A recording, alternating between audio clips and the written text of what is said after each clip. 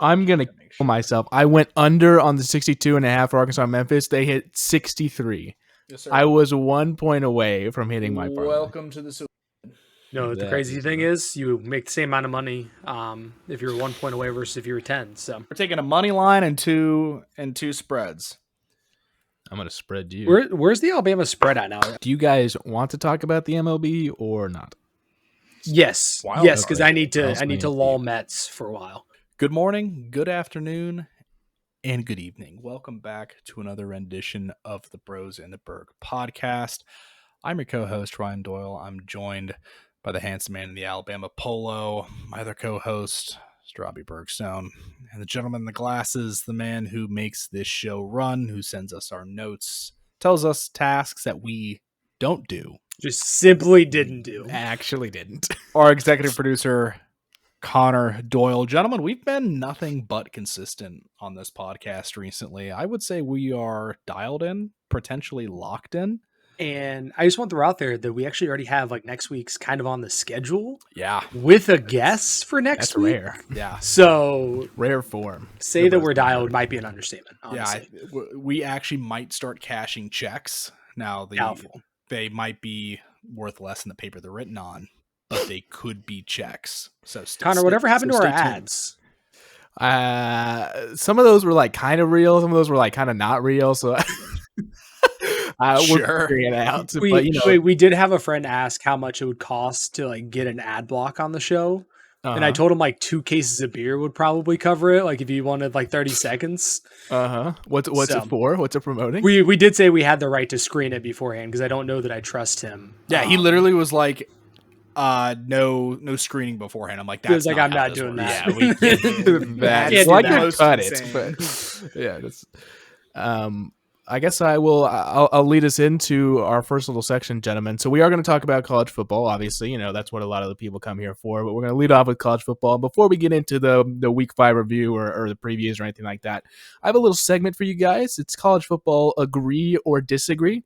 I'm going to read a statement. I'm going to count it down 3, 2, 1. At the same time, you guys say agree, disagree. And you know what? I'm not going to let you say you're in the middle. You have to say agree or disagree. You have to be one side or the other. So the problem is sometimes you give us things like, do you feel bad for Cowboys and Browns fans? Like that I have to be in the middle of. There's nothing like that this week. This is very like you agree or disagree kind of situation. Like I said, I'll read it, count down, you guys say it. So here's the first statement, agree or disagree. College football is more fun to watch than the NFL. Agree. For me, it's like not even close. Yeah. Just the atmosphere, and also like I don't know why, but like it's fun to watch people make mistakes, and it happens far more often in college football when someone does something like absolutely boneheaded. Like we wouldn't get moments like the pissing on the pylon in the Egg Bowl or throwing the cleat at Florida in the NFL. It just wouldn't happen. I mean, we get George Pickens crash outs, but those aren't quite the same. Mm-hmm. So that's my reasoning.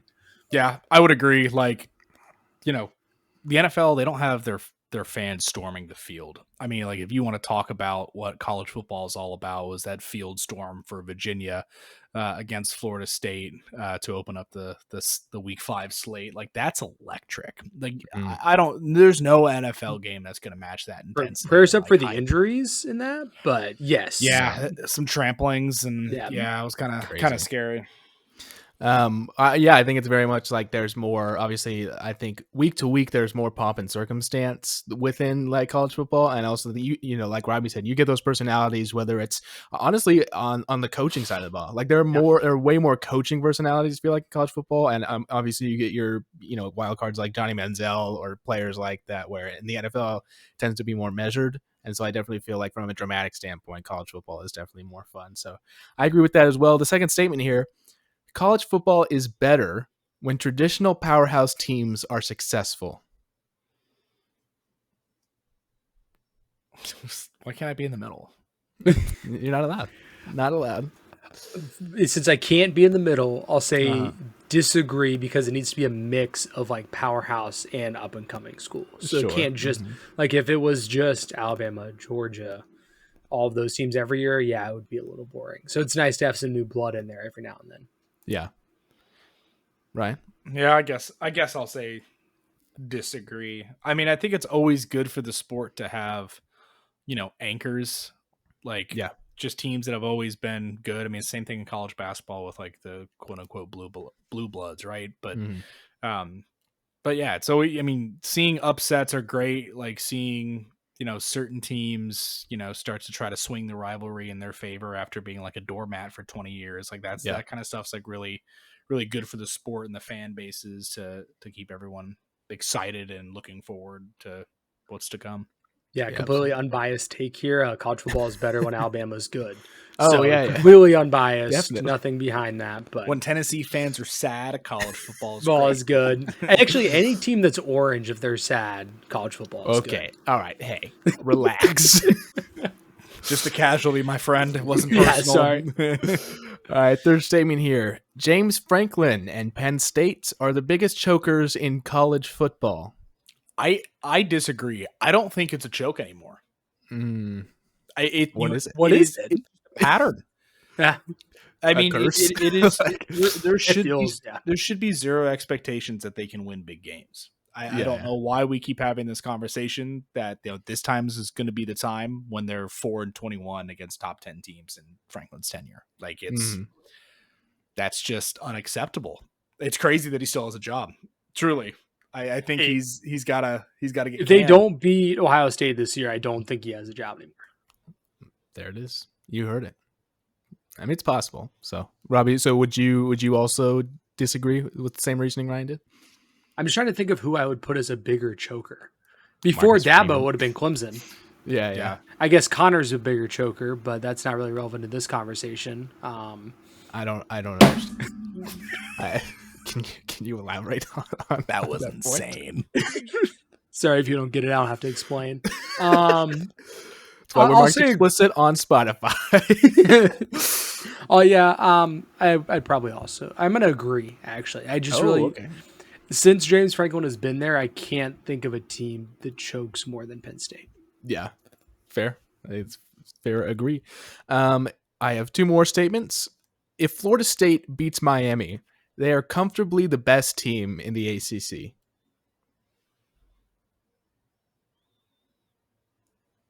A few teams are ranked in the ACC still, but does Florida State solidify themselves as definitely the best team? I agree. I think they got kind of clowned for that Virginia loss, which I'm sure we'll talk about a little bit. But like that's a pretty decent Virginia team on the road on a weeknight. Yeah. And they lost in double overtime. Like I'm just not that concerned about it, I guess. So I think if they go and beat Miami, I would say they're the best team in the ACC, because if it's not the winner of that game, then it's Virginia, I guess. Or I mean, that's Georgia Tech. Excuse you. It's the Georgia Tech. No, the Georgia Tech that beat Wake Forest by a point this past weekend. That's the one. I did see the take that Brent Key is the inverse James Franklin, because he only beats ranked teams and can't beat other teams. He's like 8-1 against ranked teams at Georgia Tech, which is crazy. That is wild. Yeah, that's crazy. Ryan, agree or disagree about Florida State? I'll say agree, but I really don't believe it. Sure. I really don't. Like, even if they beat Miami, I still think Miami is the better team, like wins 7 out of 10 matchups kind of thing, right? Like at the end of the year, we'll see. It's very possible those two teams meet again in the ACC championship, especially if Florida State wins, right? Like they don't. Obviously, that's 2 losses in conference. That'll be a little tough to recover from, but for sure. Yeah, we'll see. Last statement here before we jump into our college football review. If Kalen DeBoer loses to Vanderbilt at home, he'll get fired. Disagree. Mm-hmm. Yeah. It's halfway through year 2. You've beaten Georgia twice in 2 years. That is kind of wild. Like, the frustrating thing is, like, we've shown that we can do it under Kalen DeBoer. They've beaten Georgia in back-to-back years. Like, you've shown that you can beat good teams. It's just, can he figure out how to get them motivated? I mean, I don't think there's going to be any issues with motivating them against Vanderbilt this year. Last year was 100% a motivation issue. Mm-hmm. I have other concerns about that game, but they'll be up for the game, no doubt. But I just don't. They've shown they can do it. They just have to get the consistency, and he has to show that he can get them up for games that they have not been up for the last year and a half. Yep. So jumping into our Week 5 college football review, maybe the best week this year in college football. Arguably, I think the best week. Quite a slate. And let's talk about the biggest one of them all. UMass covered against Missouri. That's what we needed, UMass. 42-6. That's all we needed. Straight up looked at the schedule and like, what's the fattest line that I can take? I literally said that. We're like, UMass is like one of the worst 3 teams in college football, but they did get it done. 40.5. They only lost by 36. That's all I need. Taking FBS teams to cover like 40-point spreads is never a bad idea. I mean, it doesn't always work out, but it's never a bad idea. Sure, absolutely. So to mention a few of the games that we've already touched on a little bit, obviously we got to talk about the overtime game between Virginia and Florida State. Virginia taking that one 46-38. Gentlemen, what did we see in this game? I was asleep. Yeah, I'm be so honest with you. I saw some of like the highlights afterwards, but Florida State kind of choked. Yeah, I mean, I was out at the bar. I know, surprising, and I watched the beginning of this game a little bit. It was back and forth in the second quarter, and then I just kind of looked up and it was in overtime, and I didn't really see what happened to get us to that point. Yeah, but I think Virginia been flying a little bit under the radar. I mean, I think it wasn't like Florida State played bad. I don't think. Yeah, I think Virginia played well, and I think Charlottesville actually showed up for the game. So. Sure, absolutely. Both teams really struggled to hold on to the ball. I think the quarterbacks like combined for 5 interceptions or whatnot. Obviously, one was kind of at the end of the game there. And then so like 5 picks with like 80 something points. It was just an electric game. Sure. Tough break for the Noles though. That's big game going up against Miami. They gotta have a short memory for sure this week. Exactly. Didn't get to have college game day there. Classic look ahead game. Yeah. Looking ahead to Miami and lose a weeknight game. Absolutely. On to this next one. Another one where, Connor believed and it came to fruition. Illinois 34-32 last second field goal to put them over USC. Did you pick them last week? I did pick Illinois last week because I'm like that. I owe you a point. Yes. Bang. Illinois. Yeah, this was kind of, it was kind of like the beginning of the game. It seemed like Illinois was doing pretty well, and then USC kind of mounted back, and then Illinois delivered the dagger finally. But, Illinois showing a little bit of that fight after obviously getting their ass kicked by Indiana this past week. Like, being a team, I think like that's honestly very psychologically impressive to get your butt handed to you this last week and then have to fight in a game to like try to get over the top. I think that's really impressive, gritty effort from Illinois in all honesty. Yeah, no, I very much was on the fence. I was like, after that's a really demoralizing loss. And I really thought that, they would roll over potentially to that USC team. But, my college football playoff team showed some grit, showed some determination. But you picked against them last week. I did. So. I was that's crazy. You switched on the bandwagon. I was trying to be some bulletin board material. Hopefully they're going to put that segment from the podcast up there. And they'd be like, oh, shit. He don't believe in us. Go out there and prove me wrong. I talked to my dad about this game this week, and I think he put it well. This is just kind of what USC does now. Like, this is a 100% winnable game. You can't get yourself off the field. You can't get the defense off the field. It matters. So, disappointing loss. Lincoln Riley was complaining about the start times, which I get a little bit. So, like, they had the latest kick in college football the previous week against Michigan State. They kicked that game at 11 Eastern. And then you have to go on the road to Illinois and play at noon Eastern, the next week. But then again, if he's going to complain to anyone, probably complain to your administration that moved you to a conference where most of the teams are on the East Coast. Like, that would be where my complaint is. But, this USC team can't get over the hump. I think, they're probably still going to be over 500 in the Big Ten this year. But I think a lot of people had them penciled as maybe a college football playoff team. Probably not. So no. All right, we're going to move on to some of the ranked matchups here. LSU proving once again that we should never believe in them. LSU losing 24-19 Never did. Not even once. I did. Unfortunately, I did believe in LSU. I bought into the Garrett Nussmeier hype. I should have put money on it. That I was so unbearably confident that LSU offense was mid as shit, and here I am. They can't run the ball. Garrett Nussmeier is mid to maybe bad, to be honest. Whoa, he's not bad. He is uninspiring at best. Sure. Yeah, I think that's a good word for it. He's like Trevor Lawrence.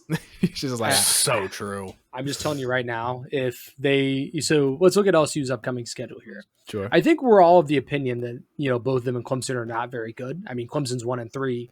Yeah, yikes. LSU is scraped by and finally caught up with them. So LSU has South Carolina at home, at Vandy versus A&M. Yeah. I said they might roll into Tuscaloosa with 3 losses. I don't think that's out of the picture yet. Sure. No. You did say that. I remember you catching some flack for that. Oh my God, I'm going to go back. I'm going to be like Ryan in that one comment section with the Notre Dame fans and just be on it. Verbal. Yeah. But yeah, I don't think.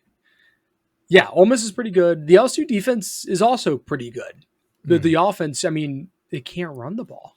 Just can't do it. Yeah. And Nussmeier is not he is who we thought he was. He's not who other people thought he was. Yeah. So. Moving on to another one of the ranked matchups here, as we spoke about earlier in overtime, Oregon pulling it out against Penn State 30-24 after an unfortunate interception in overtime to seal the game. Honestly, it's funny because this score, you would think that this game, because it was technically higher scoring than Alabama Georgia, was more exciting. It was 3-3 until the fourth quarter and overtime, where the scores just absolutely took off. It was a supremely boring game, in all honesty, but Oregon did manage to, and Dan Lanning did manage to pull through in overtime. Drew Aller is a terrorist. Yeah. That dude sucks. And Penn State fans are so butthurt that guy who was supposed to start for them, who transferred, where did he go? Mizzou. He's the starting quarterback at Mizzou now, Bo Perbula. Yeah, and he's outperformed Aller in every category, and Aller was like, I'm gonna come home, I'm gonna come back one more year, give him over the hump. And he's just not him. Yeah. And you combine a mid-ass quarterback with a coach who can't win big games, and you get Penn State. We are. Jim Knowles trying to do everything he can. He just, the other side of the ball isn't picking up the slack. Penn State just stays choosing the wrong quarterback. They just keep doing it. Yeah. Let's see, Will Levis transferred away. Get away with this. Shoot, I'm forgetting someone else too. When Christian Hackenberg was there, someone else transferred away too. I mean, they pick the wrong one every time. So. Hopefully they can break that streak in the future, man. I guess we'll see. Last one I want to cover, obviously, I will mention quickly, Tennessee did beat Mississippi State in overtime at Mississippi State. Well-fought game by both sides. The Bulldogs look a little spooky. Mississippi State's better than I thought they would be. Yep. Yeah, definitely an impressive outing. But gentlemen, I do want to dedicate most of the time in this review section to you guys, speaking about Alabama and Georgia. At Georgia, Alabama coming out with the win 24-21 in a pretty gritty performance in a lot of ways. A lot of really good stuff from Alabama here. So I want to hand the floor over to you guys. This is the one game that I watched the most this weekend. The second was the Notre Dame Arkansas game, because we were at a birthday party, and man, Arkansas looked bad. Notre Dame beat the brakes off of them. Yeah. Anyways, the Alabama, I think my biggest takeaways was the Alabama offensive line has shown a significant improvement over, from last year specifically, but just in these first couple of weeks, they absolutely look like a unit. Ty Simpson was surgical in the first half. Real good. Dude's got a fucking howitzer. I don't remember him having that good of an arm last year. And maybe I just saw him in limited action, but dude is throwing fucking nukes at guys. Even in Florida State, he didn't play great, but every throw that came out, you're just like, damn, that looks good. It wasn't even near a receiver, but it looked nice. So dude, Jude texted me and was like, Ty Simpson is gonna give one of these receivers the Cam Newton treatment. That's what I said. Throw one through this face mask. Correct. Brian Williams, man, dude is just all mental right now, and it's just tough. He's got to get through it. I don't know how he does it. He's young. I mean, obviously he's very talented. That first drop was just like I thought was Georgia player for giving it right back though. Right. And that's what I was about to say. Like, for a team like Alabama on the road to see a touchdown just dropped, but still able to like score on that drive. Still on a 13-play drive or whatever it was. We're like actually locked in for this Simpson, game. Dude. Simpson was, the leader of this offense in a way that I haven't really seen a lot of Bama quarterbacks leap for. I will also say that, like, this is talking, and Robbie, I obviously want to give you the floor, but I want to address a quick talking point. Kirby Smart forgets how to coach football when he plays Alabama, and I think the prime example of that is not kicking the field goal to tie the game and running a horrible play in that fourth and short situation. Right after it started raining too, right? So like the field was a little slick because the rain had just came down. Like, what was that decision? I don't know. That was like the Dan Campbell and the 49ers game that, like, when they should have gotten the Super Bowl, but they didn't kick the field goal. But this was like worse because you're playing the team that you refuse to beat. Like, you're literal boogeyman. I mean, Alabama is Georgia's boogeyman. Like and you've seen Alabama go on multiple like double-digit play touchdown scoring drives and it's taken like a bunch of clock off in the first half. It's like you need to tie the game up and then hope your defense can come up with a turnover. It's like you just can't give Alabama the ball back there down again. You just can't do it. Shout out Caden Proctor. That was sick. That was awesome. They have him in all sorts of sets, and shout out to the offensive coordinator. A lot of the play designs were great. You can tell they had an extra week to prepare for this because dude was in his fucking bag. What else am I missing? Yeah, Kirby just struggles. Georgia 1-10 in their last 11 games against Alabama is a crazy stat. Golly, that's insane. That is crazy. Caden Proctor had the highest yards per carry average on the Alabama team. I know he only had one, but it was technically a backwards pass, so shout out to him. It was a backwards pass. Yeah, so again, I was watching this on Saturday, but I was at a wedding. Didn't really get to see all of it, but I did rewatch it yesterday while I was working. That was my side quest there. I'm a little surprised that Alabama won this game because I felt like, Ryan talked about the offensive line played well. They did, especially in pass protection. Georgia only had one sack. But the running game on both sides of the ball very much so favored Georgia. Yes. And I couldn't really figure out what was going on with Alabama running the ball because it was like the whole offensive line was just like stalling. They weren't losing, but they also weren't getting any pushback, right? So it's like every time they got the ball, they'd get 2, 3, 4 yards. They were plodding along. It was fine. But there just wasn't a lot of push up there. And man, the run defense looked real bad, especially on the outside. Yeah, they did. And we'll talk about this a little bit more for this week's preview. I'm concerned about the Alabama run defense for sure. Yeah. But as a game, they found a way to win. Again, they got out early on Georgia and made Georgia come back. And to Connor's point, Kirby's brain just kind of shorts out against Alabama when he's down. So just happy with the win. Just for the stats for the Georgia running game, they had 33 carries for 227 yards, averaging just under 7 yards a carry. It felt worse than that. I mean, it was very much like Gunnar Stockton was just a handoff merchant, especially in the second half. Like there was If Vandy averages 7 yards a carry this weekend, Alabama will lose to Vandy again. Yep. There it is. All right. So moving on from that, I'm not going to go through every single thing, but I want to address some of the biggest movements within the AP poll top 25. Honestly, guys, don't pay too much attention to the AP poll. Like it's always kind of ridiculous. And really the CFP poll is the only one that matters anyways. So, don't pay too much attention. Ole Miss moving up the most up 9 spots after beating LSU to number 4, maybe a little dramatic. But I mean, I said this last week. LSU was the 3rd best team in the country. I promise you that Ole Miss is not the 4th best team in the country. So, just poll inertia. Yeah. Exactly. And then also Alabama moving up 7 spots after the big win over Georgia. Georgia moving down 7 spots in tandem. LSU moving down 9 spots. Florida State moving down 10 spots to 18. Notre Dame moving up 1 spot after the throttling to Arkansas. I mean, that's kind of, not too much. There are some guys that are just outside the top 25, South Florida, Utah, Mississippi State. I think we could see Mississippi State in there soon, and I'll get to that. We'll get to my Big 12 pick just entered the top 25 in Arizona State. Arizona State, absolutely. Mine's I will say, though, 11, it's funny looking at this because, like, obviously you have to punish Georgia for that loss. Like, at home against Alabama, like, you just have to punish them. Texas Tech is currently at 11. Georgia's at 12. If you're telling me that you think Texas Tech would beat Georgia, I just don't. I have a bridge to sell you. Yeah, I just don't see how that is possible at all. But regardless, we're going to move on to our college football week 6 preview with our Pick'em and Superdog. So, Robbie, I'm going to swing it over to you. Yep, so update on the standings in our Pick'em so far this year. Both of these other two guys did hit the Superdogs in terms of their Superdogs covering. Yes. Neither one won the game, so that's an extra point.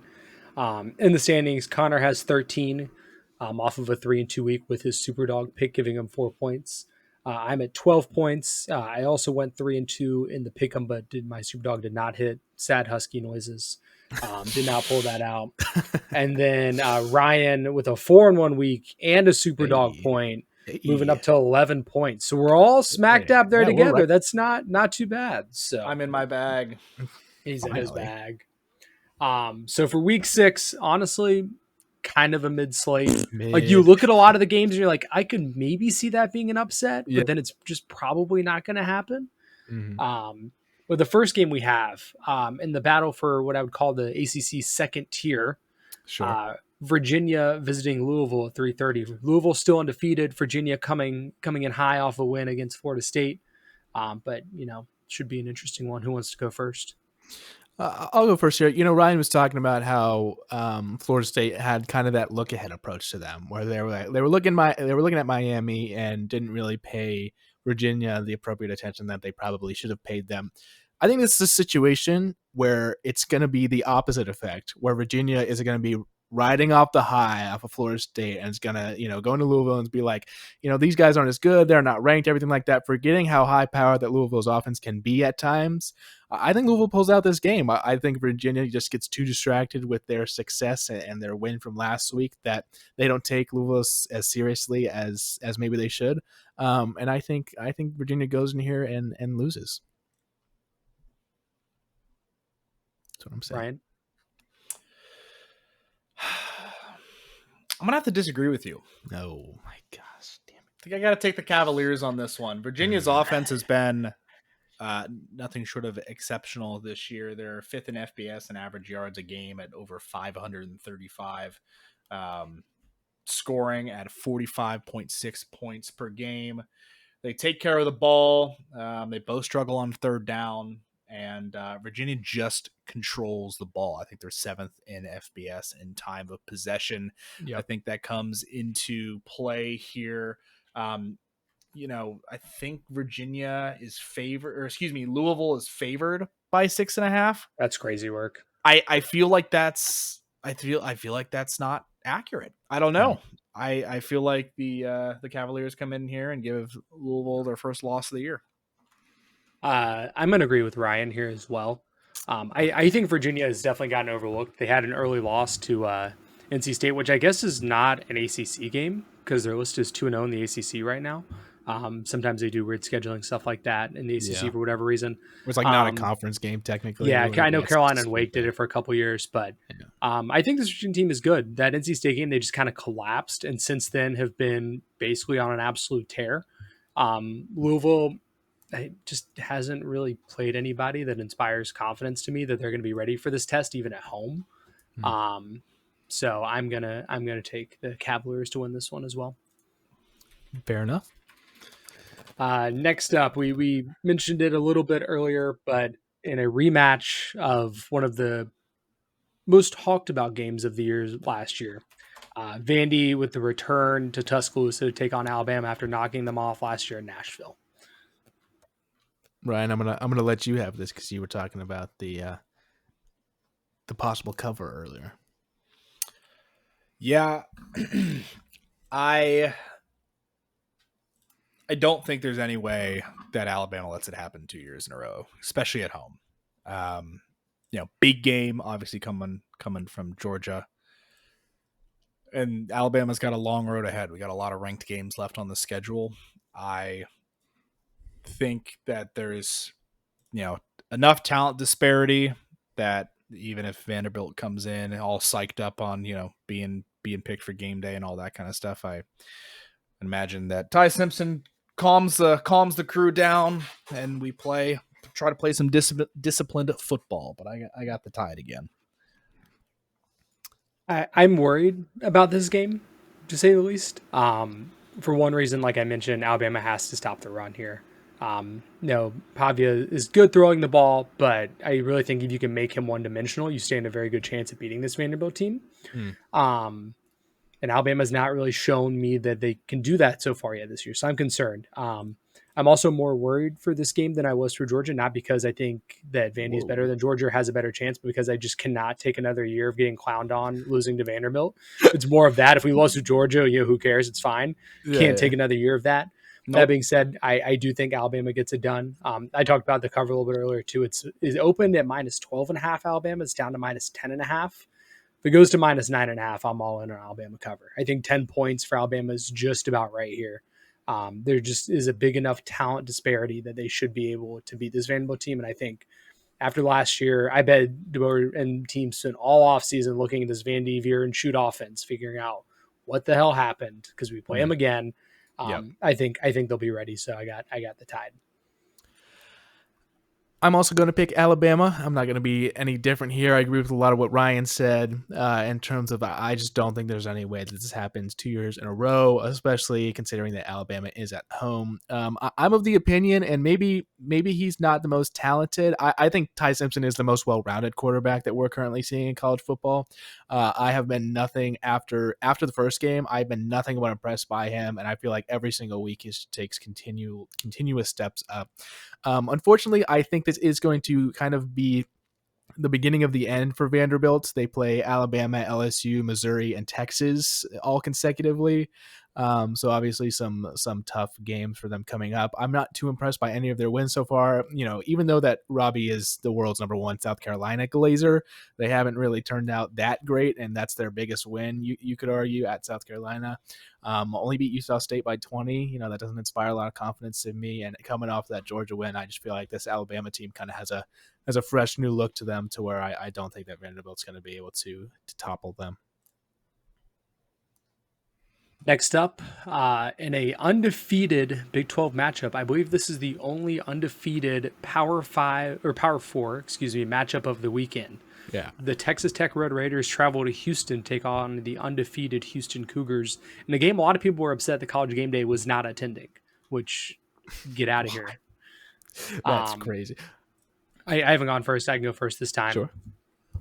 I'm taking Texas Tech. I'm not deviating now. Also, let's just review Houston's wins so far for them being undefeated. Stephen F. Austin, Rice, Colorado, and Oregon State. I know Texas Tech hasn't exactly won a lot of big games either, but at least they beat Utah on the road. Yeah. I'm going to take the Red Raiders to win this one, even in an undefeated matchup. What was the spread on this? 11.5. Yeah, I'm taking Tech to cover that. I'm going to double down on that. Not only did they beat Oregon State, they beat Oregon State by 3 points. Houston did. So yeah, Houston is not a good team. The fact they're undefeated really just is a result of their weak schedule thus far. I think Tech so far easily looks like the best team in the Big 12. Shout out Robbie for that preseason pick. I think Tech has looked really, really solid. Not that the Big 12 honestly is offering too much competition at this point. But yeah, Houston is just not a good team despite their undefeated record. It's also crazy that people were complaining about game day because Houston is a commuter school. So even if they wanted to, even if they were ranked or whatever, I still don't know if they would go there. But yeah, it's kind of crazy. So Texas Tech. Next game up, probably the game of the weekend. We've already alluded to it a little bit, but Miami going in to Tallahassee. Yes. Yep. At 7:30 Eastern. Big time Sunshine State showdown. Mm-hmm. Say that 5 times fast. Yeah, I can't do it. Sunshine State Showdown. Oh, I messed up too. Let's see, Miami's favored by 4.5. I feel like that feels right. Yeah. On the road. Yeah. I can get behind that.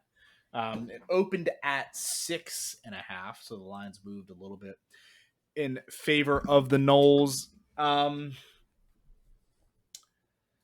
Miami's just taking care of business so far this year. I mean, beat Notre Dame, beat a South Florida team who's obviously not looked great after the Miami game. It took care of business against the Gators. I think they make it a clean sweep 3 in a row against Florida teams. They look like the best ACC team right now. I'm curious to see how Florida State reacts after their heartbreaking loss to Virginia. Coming off a 2-10 season, I would be very shocked to see them completely do a 180 and be like a college football playoff team. I think they gotta come back down to earth a little bit. So I'm gonna go with the Canes. I'm gonna join you on that. And the reason being is I think Miami has the best line play of any team in the country. Their defensive line is incredible. I think Bain is probably going to be a top 5 pick next year in the draft if he keeps playing the way he is. The offensive line is fantastic, which isn't a huge surprise under Mario Cristobal, but they've looked really, really good. 53.5 to me is actually kind of a lot of points. I think these are 2 pretty solid defensive units and 2 offenses that have shown sparks, but Carson Beck has played fine. He hasn't done anything incredible, I wouldn't say. Yeah. Florida State put up some points, but I think Miami's defense will kind of make up for that. So that's a lot of points to me, but I'm going to take the Canes here on the road in Tallahassee, and what'll be I'm sure a rocking environment. Yeah. I'm definitely going to agree with you gentlemen. I know that we had that agree or disagree earlier that was talking about, Florida State managed just to pull out the win against Miami. Unfortunately, I think that is just going to stay that way as a hypothetical. I think Carson Beck is easily, the better quarterback and one of the best players in this exchange. I know I kind of said that I think Ty Simpson is the best quarterback that we have seen maybe this year, but I think Carson Beck might be one of the best players that we've seen this year. I think there is a distinction there. Ty Simpson in kind of that more of that quarterback game manager type of role, whereas like Carson Beck is kind of the more electric player. He didn't have to do too much this past week against Florida because their run game was so strong. So that didn't really push me off of that in any chance. I mean, it's tough. Like anytime you play in Tallahassee, it's never going to be an easy game, and it is an away game for them. But I mean, this is the test for Miami for me in my eyes. Like if they win this, they are probably into the CFP. I know it's maybe a little early to say that, but like from the conference standpoint, I think I would say that pretty comfortably. So I think Miami does pull it out. This is like the last hard game on Miami's schedule. Yeah, that's what I mean. Yeah. Like so Louisville maybe, but that one's at home after Florida State. Mm-hmm. I mean, after that, it's kind of a cakewalk. Yep. So yeah, the last game up as between this one and Boise State, Notre Dame. Notre Dame's looked really good the last 2 weeks. I don't really see Boise State pulling that one out on the road. Agreed. But we have one of the surprising teams I'd say so far of the year, Mississippi State visiting the Texas A&M Aggies in College Station. This one I think is tougher than you would assume just on obviously, a lot of people look at it superficially and it's a 6 versus a non-ranked opponent. And that's not even to mention that the number 6 is at home. But Mississippi State has had a really kind of impressive season up to this point, obviously only losing to Tennessee in overtime this past week. I don't know, man. I'm kind of stuck with. Does anybody feel confident in their pick? Because I'm kind of stuck between here. I think it's A&M. I think it's way closer than 14 points. If we weren't picking this game here, it was gonna be my super dog. I need to change my super dog. You can leave it if you want. You're just kind of doubling down on a game. Yeah. Oh no. Yeah. I think it's still A&M. Like again, a lot of things just kind of come back to talent disparity. I think A&M does have that. But like Mississippi State, they looked, like you said, they looked good against Tennessee. God, I'm reading some of the preview stuff on ESPN for them. These teams average, God, is that number right? 170 yards in penalties a game between the two of them. Good Lord. That is crazy.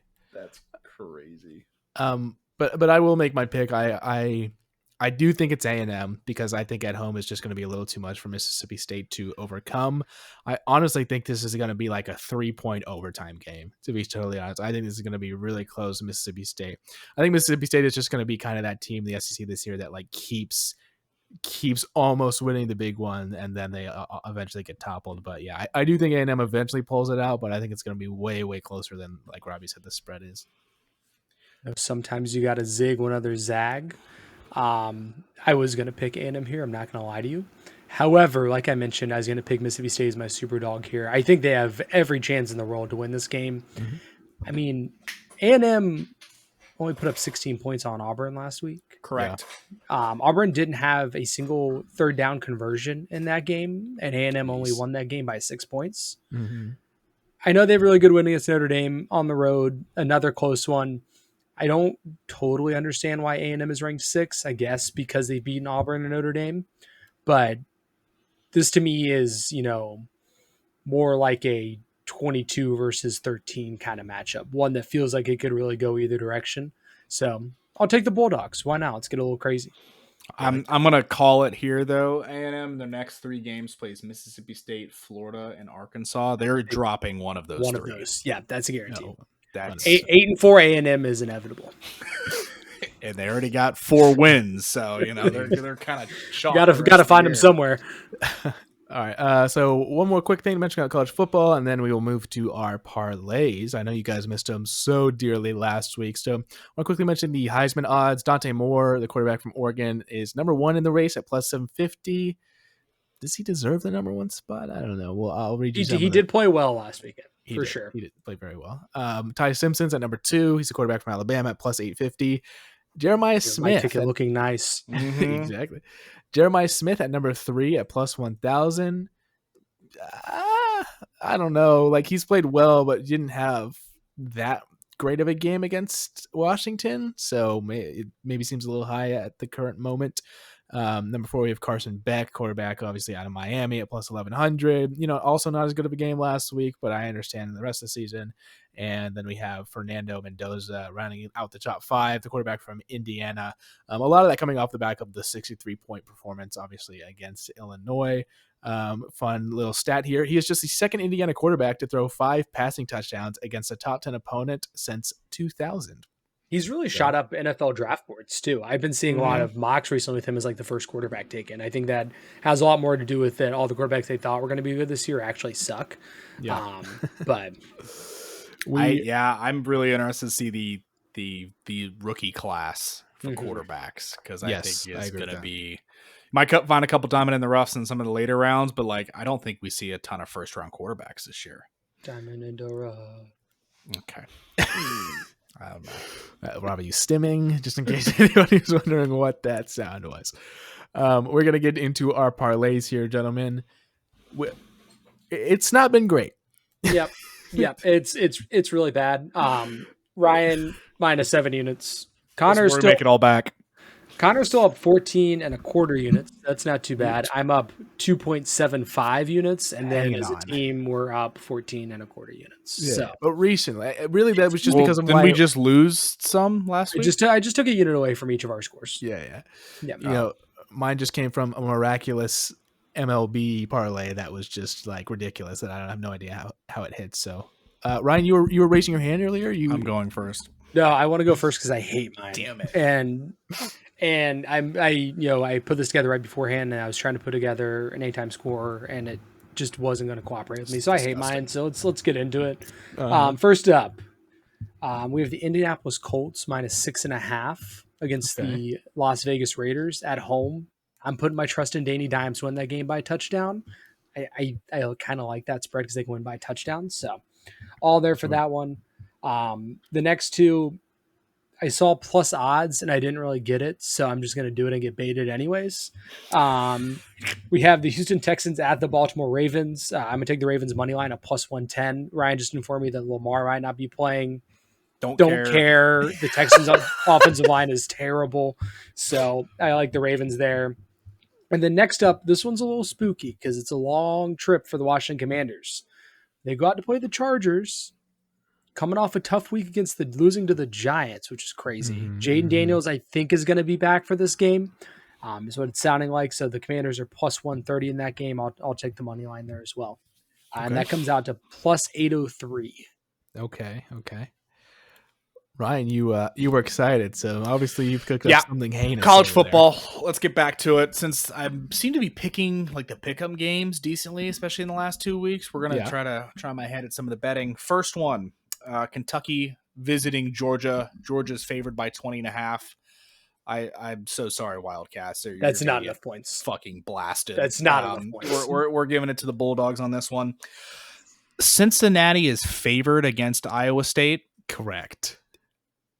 Now, I know Iowa State's been winning a lot of close games, but come on. I feel like that's a miss, or am I getting baited again? I think you're getting Browns Packers again. It feels like you're getting baited a little bit. It does, yeah. It does feel like you're getting, because it's you see that line and you're like, that doesn't make any sense. Why is that the case? But Vegas knows, man. Vegas knows. I'm taking the cheese. I don't hate the pig. And now, this is where the magic happens.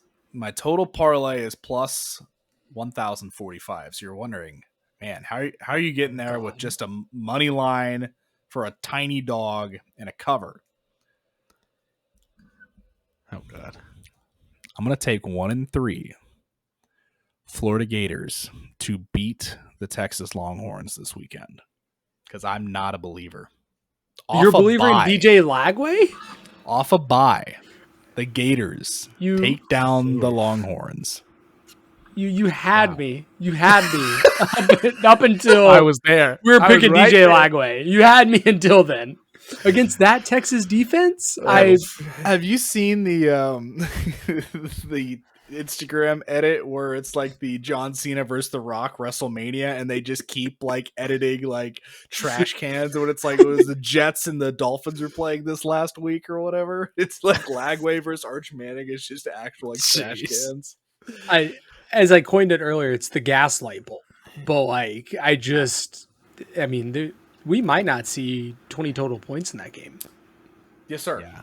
No, I think that's a fair. What's the over under? It's like 40.5 or something. It's pretty low. It's way 41.5. It's way too many points. Way too many points. In Gainesville, 7-3. I mean, those are both really good defenses, though, and two quarterbacks that have shown us nothing. Correct. Arch's QBR is 54.3. Oh my gosh. He was flexing on Sam Houston State last week. Let's go to Lagway's before you jump on him. Yeah, Lagway's is 37.7.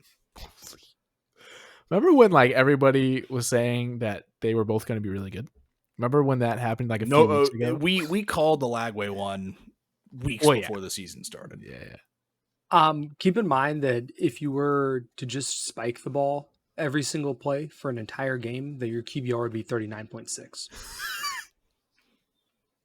That's some perspective right there that I wasn't ready to have in my life. Who's the backup for the Gators? Actually, I think they have a pretty decent freshman. Actually, someone was talking about Harrison Bailey. Would that be the gentleman you're potentially thinking of? Throw him out there, man. Why not? I mean, do something. Yeah, exactly. So fucking Billy Napier like poking with the stick. Do something. I will throw my parlay into the ring. So my first one, I'm going to agree with Ryan here. Maybe I'm getting baited.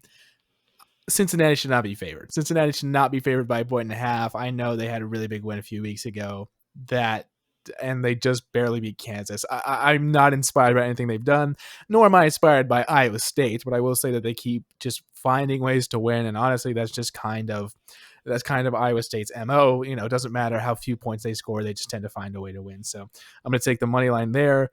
Texas Tech versus Houston. Unfortunately, I don't know why I'm betting on two Big 12 games, but it's happening. I'm taking the over.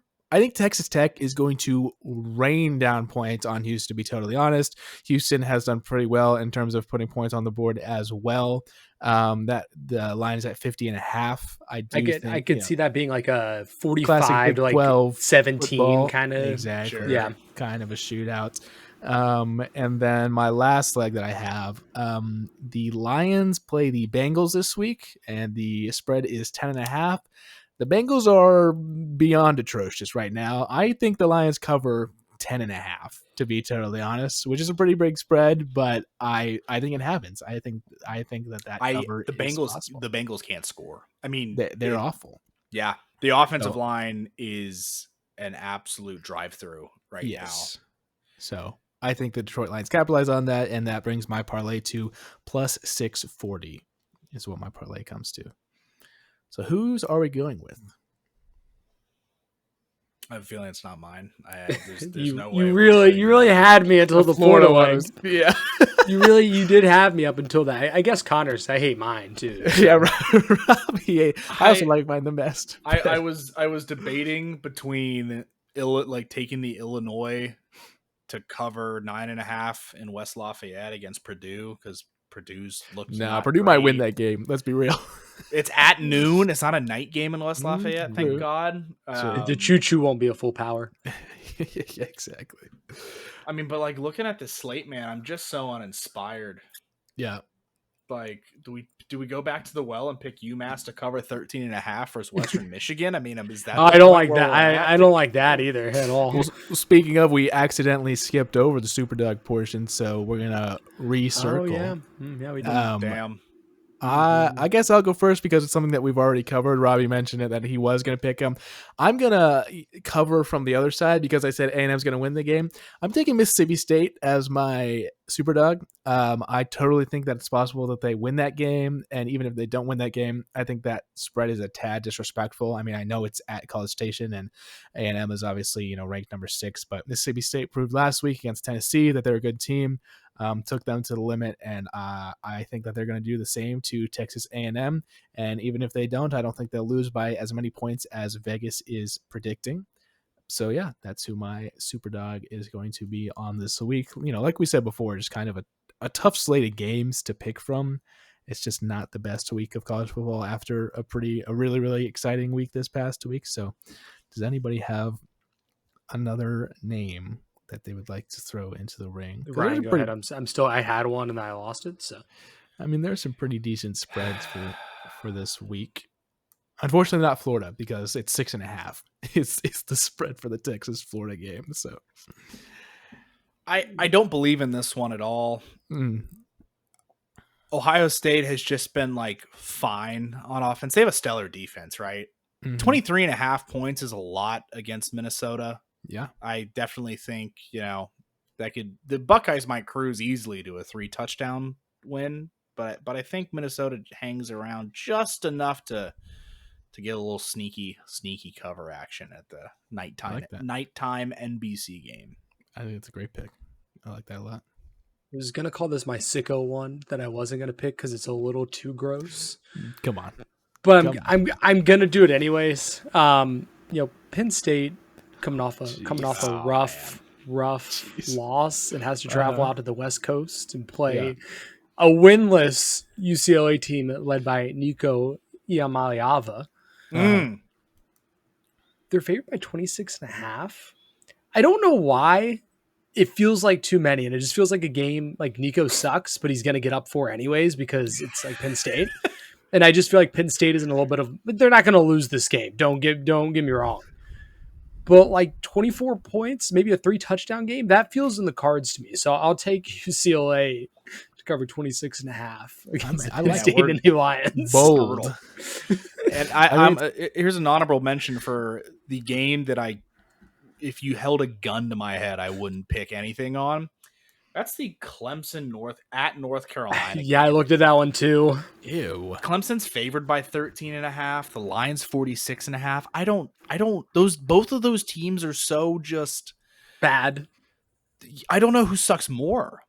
And I hate them, to be honest, if I'm going to be just super transparent. Cadillac, what are you doing? Cat interrupting the pod. He's triggered. So yeah, we are going to move into more football, but we're going to talk about a little bit of the NFL now. NFL, we're not going to go through every single game from this past week, but just some of the heavy hitters from this past week or some of the better matchups.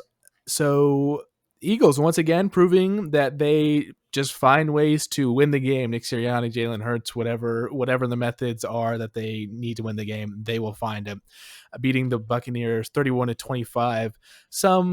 Some interesting play in this game, some plays that I think just didn't go the Bucs' way. Like Baker had a really, really tough interception that got that like on the goal line that kind of got tipped and wasn't fully his fault. But I mean, the Eagles, man, they just find ways to win games. So annoying. They're like the Chiefs, like the last few years, where it's like you watch them play and you're like, I don't know if this team is actually good. Yeah, like they are, but you watch them play and you're like, I don't know if they're that good, but they just kind of win, and it doesn't really matter how they play; they just find a way to win. So exactly. Like the Eagles, if the ball bounces the other way, and this is not me smoking copium, the Eagles could be 0-4. Yep. Truly, like they lost a close one in Dallas week 1. They beat the Chiefs by 3. Like if Travis Kelce doesn't drop a ball in the end zone, the Chiefs win that game. They blocked a kick against the Rams and returned it for a touchdown to win that game. Like it's just been one thing after another, and it's like, fuck, no way this team is destined to do this shit again. Yeah, maybe. Jalen Hurts is a winner, man. I mean, like he is. What was the stat? What was the stat in the Dynasty group chat that he didn't complete a pass in the second half? Doesn't need to. Like it doesn't matter. It's just if you're, he just plays his role, and I mean, so many people are like, I feel like I've just gotten to the point where Jalen Hurts has become like so hated just because he's part of this winning franchise, and like they don't understand the value that he adds to the team because they're like, he's not making these crazy throws. And I mean, I'm sure there are probably, if you listed the top 5 throws from this game, I mean, they're probably all Baker, right? Like you would probably say that pretty, definitively, but it doesn't matter because Hurts does exactly what he needs to do. They pay him the money that they pay him because of what he is to that organization. Because he wins a Super Bowl. Because he wins games. Like that is the intangible quality that your quarterback needs to have is they need to win. So they got outgained 376-200 in this game. Yeah. But the 2 turnovers. I mean, that's it right there. That's your ball game. Yep. Moving on to another NFL game. Robbie, I want to give you some time to speak on it after a very encouraging performance last week. The Panthers lose to the Patriots 42-13. What happened? I mean, keep in mind they started this game, went right down the field, scored a touchdown, got a 3-and-out against the Patriots right afterwards, and then all of a sudden we're down 35-6. just like that. I mean, I didn't watch any of it, to be honest with you. I was in the car. I don't know what to do with this team. It does just continue to feel like Bryce Young is unfortunately probably not the guy. He's going to go somewhere else and ball out, no doubt. But he's so small. I mean, he just cannot get the ball past the line of scrimmage, man. It's tough to watch. Yeah. A few more games I want to address really quick. Obviously, got to talk about it. Ravens, Chiefs, one of the biggest matchups, I think, before this year. Obviously, you're looking ahead, and this is one of the marquee matchups. Funnily enough, Kansas City Chiefs 2-2, Baltimore Ravens 1-3. And unfortunately, it does look like Lamar Jackson is going to miss a few weeks with a hamstring injury, which is very unfortunate. Wish him all the best in his recovery. It seems like the Chiefs are getting a little bit of their mojo back, but I also like, even considering the Lamar injury, I think the Ravens are just not as good as we thought they were, to be totally honest. Which their defense is bad. Yeah. They just lost their nose tackle for the season too, for a team that's already given up 34 points a game. Well, they have 5 starters out on defense. Yeah. It's just like the injuries this year are beyond insane. And I think obviously you can point to the Dolphins game this week. Tyreek Hill is going to be out for the rest of the season after destroying his knee. It's just the injuries is also crazy.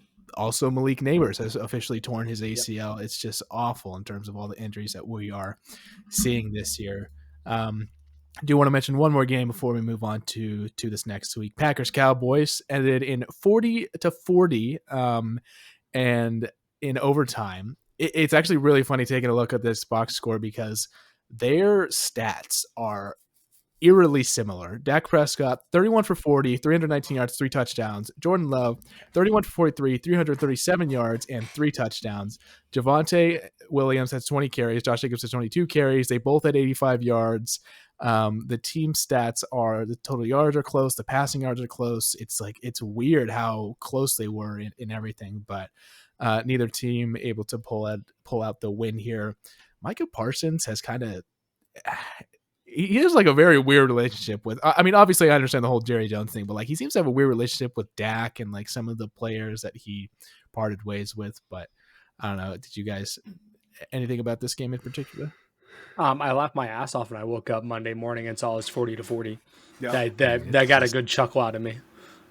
Dude, I can't even tell you how many times they showed Jerry Jones on the broadcast. It was just like, I was like, guys, remember when we were incredibly triggered about Taylor Swift being constantly shown? This is happening more. And it's like, why to stop showing Jerry? Nobody cares about Jerry Jones. It's so frustrating. But yeah, just a crazy game. Shout out George Pickens. Had a hell of an outing with CeeDee Lamb still gone. So speaking of another injury, man, I just can't.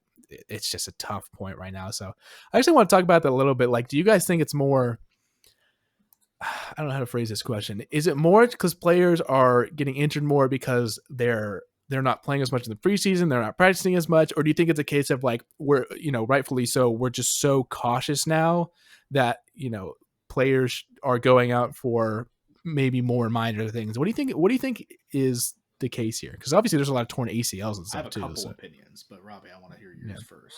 I don't think there's any more injuries than there are any year in the NFL. We have this conversation every single season of this is the worst season ever. Everyone's injured. Yeah. It's just the nature of the game, unfortunately. I mean, it's a very physical football game. Obviously losing a lot of the, guys you may have drafted high in your fantasy league also kind of, makes it more amplified. But I mean, I think we still have this conversation every year. It's like, some of the top guys are going to get hurt. It's why fantasy football is often just a crapshoot. And why, honestly, the NFL sometimes is just a crapshoot. And the teams that make it into the playoffs you don't expect to are generally just healthier than the ones that dropped out when you didn't expect them to. Looking at the Baltimore Ravens, for example. Also, that division is a dumpster fire right now. Yep. Yeah. But yeah, I actually don't think there's any more injuries than normal. Maybe I'm wrong, but Brian, you want to voice your opinions? I would love to see some actual, I agree with Robbie. I'd love to see some actual hard data on injuries, because you get a bunch of concussion injuries, but how many ACL injuries are there a year? How many Achilles injuries are there a year? All this other shit. 3 things. The Jets and Giants have to get rid of the MetLife turf. Yep. It's time. How many more guys are you going to see blow out a knee or tear an Achilles on that field? It's ridiculous. It's shameful. You see all these pro soccer teams in FIFA, they play on grass. It's crazy. It's criminal at this point. It's just they're being cheap. Number 2, I would be curious if there's a study that football players and just the game itself is just so fast now. Is there a chance that we ever get to a point where we're just our muscles are so developed or we're moving so fast that there's just certain points of our body that just can't keep up, and you just see more injuries like knees or tendons or anything like that? I don't know. Food for thought on that. But yeah, I don't know. I mean, I just want to get rid of turf. I think I'd love to see a decrease in usage of turf. It's crazy that they're what is the reason? Just because it's a tradition thing, or I don't understand. It's generally they use turf because they use the stadiums for other events. So you don't want to have a concert on grass because you're going to put the stage out there and you're going to end up with a giant indentation in your field. Which is that's the Panthers are on turf now because they want to start doing more concerts at Bank of America. They had the soccer team playing there. They're just worried about keeping up with the grass. They went to turf. I get that, but at the same time, to Ryan's point, you keep seeing these injuries on turf. I remember, a couple of years ago in the Women's World Cup, I believe it was in Canada, maybe, where they complained, about playing on turf because the men's, if you watch the Men's World Cup, they never play on turf. They're on grass all the time. It's one of the things that was required. But then what is MetLife going to do for the World Cup? Because I don't know. I believe the final is in MetLife. Like they have to do grass. Like that's a FIFA requirement. They can't do turf. Crazy, man. Yeah. So agreed there. Taking a look at NFL Week 5, going to get into some preview stuff. Not addressing all the games, but just some of the ones that we think are going to be the better matchups of this week. I think that the Commanders Chargers, they put in grass for the Club World Cup, and we'll be putting it back in for the World Cup because that makes complete and total sense. Okay. Sorry. Interesting. But yeah, similar to actually college, the matchups this week are not the best, to be totally honest. But Commanders Chargers, I think, is a relatively interesting game to take a look at. The Jaguars are coming off of a pretty decent win against the Niners. The Jaguars could be pretty good. That's a pretty good Monday night game, I feel like. Yeah, I would agree with that, especially with how successful. I mean, and you talked about it before, Robbie, in terms of like fantasy football terms. I mean, Travis Etienne is playing very well. He is having a very good year. So shout out the Jaguars for finally figuring out how to use him. Honestly, gents, let's just take a look at some of the sicko games. Giants, Saints. Yeah, Saints are favored, by the way. 0-4. They're at home. Because they're at home. That's pretty much the only reason. Jackson Dart is. Yeah, he got to win last week. Played fine. Got to win. Got to win. W in the column. That's all that matters for him. I mean, yeah, some Titans, Dolphins, Cardinals, Panthers. Golly, $22 tickets for the Titans Cardinals. I mean, if you're really just itching, jonesing to watch some football, yeah. I mean, I know Danny Dimes been playing well, but like Raiders Colts, I just doesn't ignite anything in me. It's just kind of Cowboys Jets. Yeah, yikes, man. This is not the best slate of NFL games, so I guess we'll see if any of these. I'm just like looking through like this NFL schedule right now, and like none of these teams do I look at. I'm like, yeah, they're actually pretty good. outside of like the Eagles. I agree. And the Bills. It's great because like you look at like Texans, Ravens. If you're looking at the schedule at the beginning of the year, this would be one you had circled, big red marker on it, saying this could be a great game. Yeah, they're both 1-3. Buccaneers have looked good. Seahawks look good, but I don't know. I just like look at the schedule and like every single one of these teams outside of the Philadelphia Eagles have pretty big question marks, and the Bills for sure. But crazy. I don't know. Weird year in the NFL. I would say, like Robbie just said, so many of the teams are a lot worse than I think we expect. I mean, I think we can pencil in the Lions are still pretty good. They had that week 1 stumble to the Packers, where the Packers invincible for week 1 and 2, and now have obviously kind of, I don't know what they're doing regressed now, but the Lions don't lose to the Bengals, that's for sure. And then they go, 4-1 to play at Arrowhead on Sunday night. So that'll be a good game. That should be a good game. Should be a lot of fun. So yeah, we will move on here. I do quickly want to mention the Super Bowl halftime performer was announced. It's Bad Bunny. Bad Bunny. That's a good pull for the NFL. That's a great pull. That's a good pull for the NFL. So, maybe not quite to the same level, but I mean, he's got almost Taylor Swift fame in a lot of Latin America and a lot of different countries. So that's a huge pull for the NFL, I would say. So good pick there. Quickly, gentlemen, I wanted to swing it over to you. Obviously, we have Major League Baseball in the playoffs. We're in the wild card. The Cincinnati Reds are playing currently, I believe, against the Los Angeles Dodgers. So yeah, I want to swing it over to you guys and get your thoughts on what the MLB playoff picture is looking like right now. I think first we have to talk about how we got here. Mets with an all-time collapse. Didn't even make the playoffs. At one point, had the best record in baseball. I think the first couple of seasons or first couple of months had the best record in baseball. They were like 50-20. I mean, something. I mean, they were just tearing it up. And then they Metsed. We mentioned it last week as well, but the Cleveland Guardians did finish out the biggest divisional comeback in MLB history. We're down 15.5 games. The Detroit Tigers won the AL Central. Pretty crazy run from them there. And then they lost tonight to the Tigers. Yes. Scooble came on, revenge. Threw 14 strikeout innings. I mean, dude is just unconscious this year. So we'll see if Detroit can get one more to finish out the wild card round. Yep. And then just in the bracket itself, I just love that we have the AL East Thunderdome on one side of the bracket. Yep. So you have the Red Sox and Yankees played today. Red Sox won that one. And then the winner plays the Blue Jays. So it's just they're all on one side of the bracket. We're guaranteed to get rid of the Yankees or Red Sox. That's a great win for baseball fans everywhere. But yeah, I mean, I think it is shaping up to be an exciting postseason. I have no thoughts on who's going to make it at all. especially when you're looking at, the top 4 seeds are the Blue Jays, the Mariners, the Brewers, and then the Phillies. So really the only team I think you'd be expecting to be there, probably the Philadelphia Phillies. So should be pretty fun. I'm looking forward to it. Yep. So tonight the Tigers beat the Guardians 2-1. The Cubs beat the Padres 3-1, and the Red Sox beat the Yankees 3-1. It's currently, as of recording, we are in the bottom of the second out west for the Dodgers Reds, and the Dodgers are up early 1-0 off a Shohei 1-run blast to lead off the game. He's pretty good at baseball. Unfortunately, very good at baseball.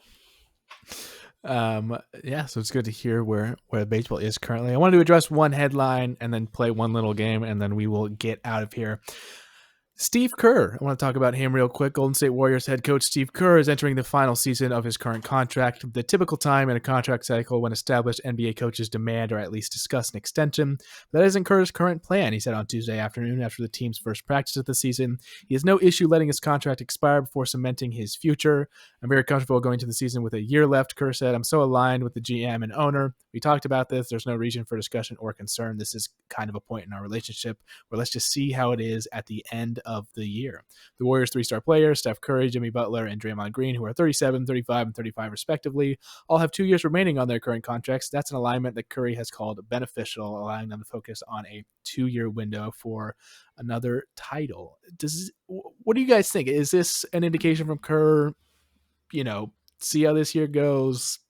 I'm out, or what do you guys think? I think I saw that Steph, as of we started this podcast, just signed another 1-year deal with the Warriors. So Steph's there. I think Kerr is there. I think so too. Although we do have to talk about the Warriors are competing with the Clippers to field the oldest starting lineup ever possible. Signing Al Horford this past week, if I'm not mistaken. Crazy. So is Horford just bag chasing now? Because I think he's ring chasing. I guess. I don't know. With the Warriors? While that window is closed, brother. What do you mean? They still got Draymond, dude. For real. Yeah, but the difference is like the Clippers, you're talking about the Clippers, is that like at least the Warriors have an actual good player in Steph Curry. Like at least. James Harden was third team All NBA last year. Kind of a bum. James Harden's kind of a bum, to be totally honest. But yeah, I just thought that was an interesting point. Obviously, Steve Kerr, one of the most successful coaches, obviously in the modern day. Maybe his time with the Warriors is coming to an end.